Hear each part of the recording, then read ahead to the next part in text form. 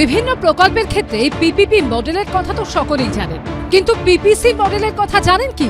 শুক্রবার কলকাতা পুলিশের ডিসি শান্তনু সিনহা বিশ্বাসকে আদালতে পেশ করে এই অভিনব মডেলের কথা জানালো ইডি। তাদের দাবি, পিপিসি মানে হলো প্রমোটার পুলিশ ক্রিমিনাল। এই মডেলেই চলতো সিন্ডিকেট চক্র, দুর্নীতির নেক্সাস। সোনাপাপ্পর প্রতারণার মামলায় ম্যারাথন জেরার পর বৃহস্পতিবার রাতে গ্রেফতার করা হয় কলকাতা পুলিশের ডিসি শান্তনু সিনহা বিশ্বাসকে, যিনি মমতা বন্দ্যোপাধ্যায়ের অত্যন্ত ঘনিষ্ঠ। শুক্রবার তাকে আদালতে পেশ করে এনফোর্সমেন্ট ডিরেক্টরেটের তরফে দাবি করা হয়, নিজের প্রভাব খাটিয়ে জমি দখলে মদত যোগাতেন ডিসিপি শান্তনু। এই মামলায় ইডি আগেই গ্রেফতার করেছে জয়েস কামদার নামে এক ব্যবসায়ীকে। শুক্রবার আদালতে কেন্দ্রীয় এজেন্সির তরফে জানানো হয়, বেছে বেছে প্রবাসী প্রবীণ নাগরিকদের টার্গেট করত কামদার শান্তনুদের সিন্ডিকেট। প্রথমে জমি বিক্রেতাদের সব শর্ত মেনে চুক্তি করত কামদারের মতো ব্যবসায়ীরা, কিন্তু পরে চুক্তি অনুযায়ী টাকা দেওয়া হতো না। উল্টে বিক্রেতাদের বিরুদ্ধেই থানায় অভিযোগ ঠুকতেন প্রমোটার। তখনই আসরে নামতেন পুলিশ কর্তা শান্তনু সিনহা বিশ্বাস। তার নির্দেশে থানায় ডেকে এনে চাপ দেওয়া হতো বিক্রেতাদের। সেই সঙ্গে সমান তালে হুমকি ধমকানি দিত সোনাপাপ্পুর মতো দুষ্কৃতীরা।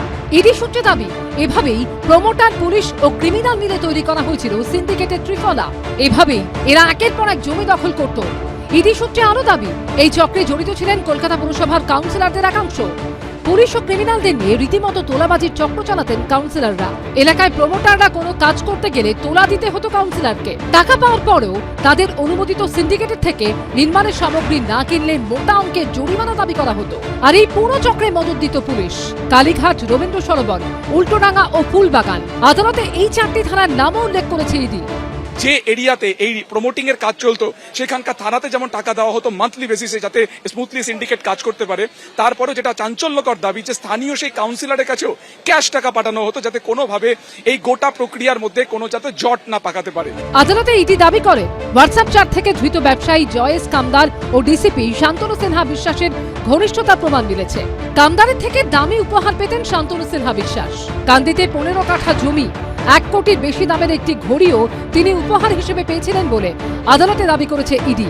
এরপর শান্তনু সিনহা বিশ্বাসের আইনজীবী বলেন, ইডির দাবির সপক্ষে কোনো তথ্য প্রমাণ নেই। জয় কামদারের সঙ্গে পরিচয় থাকা তো কোনো ক্রাইম নয়। টাকা নেওয়ার কোনো প্রমাণ নেই। বিভিন্ন অনুষ্ঠানে গিফট নেওয়া যেতে পারে, সেটা কি অপরাধ? যত বিশ্বস্ত আছে মমতা ব্যানার্জি, সবারই এই দশা, কারণ সবাই করাপ্টেড। মমতা ব্যানার্জি নেতাদেরকে আর গুন্ডা চোর বানিয়েছেন, আর চোর ডাকাতদেরকে নেতা বানিয়েছেন 15 বছরে। তো তার পরিণাম হবেই আইন তার কাজ করছে। দুর্নীতির মামলায় সোমবারই ইডি গ্রেফতার করে প্রাক্তন দমকল মন্ত্রী সুজিত বসুকে। বৃহস্পতিবার ইডির হাতে গ্রেফতার হলেন মমতা বন্দ্যোপাধ্যায়ের ঘনিষ্ঠ পুলিশ কর্তা শান্তনু সিনহা বিশ্বাস। আর শুক্রবার দুর্নীতির মামলায় ইডির কাছে হাজিরা দিলেন তৃণমূল বিধায়ক ও প্রাক্তন খাদ্যমন্ত্রী রথীন ঘোষ। যে পুর নিয়োগ দুর্নীতির মামলায় সুজিত বসুকে গ্রেফতার করা হয়েছে, সেই মামলাতেই 5 বার হাজিরা এড়ানোর পর অবশেষে হাজিরা দিলেন তিনি। সন্ধে ইডি দফতর থেকে বেরিয়ে যান তিনি। আমি কিছু বলবো না, আমার কাছে যা যা রিকুইজিট পেপার চেয়েছে আমি দিয়েছি, যা যা ওরা জানতে চেয়েছে সেটা জেনে। এর মধ্যে খুনের চেষ্টা, অশান্তি পাকানো, আর্থিক প্রতারণা সহ নানা অভিযোগে রাজ্যের বিভিন্ন প্রান্তে গ্রেফতার হলেন তৃণমূলের একাধিক নেতা। তোলাবাজির একটি মামলায় বিধাননগর পুরসভার 9 নম্বর ওয়ার্ডের তৃণমূল কাউন্সিলর সমরেশ চক্রবর্তীকে গ্রেফতার করেছে বিধাননগর কমিশনারেটের পুলিশ। 2024 ডিসেম্বরে প্রমোটারকে মারধরের অভিযোগে এই তৃণমূল কাউন্সিলরের নাম জড়ায়। সুকান্ত মুখোপাধ্যায় ও প্রকাশ সিনহার রিপোর্ট, এবিপি আনন্দ। এবিপি আনন্দ, এগিয়ে থাকে, এগিয়ে রাখে।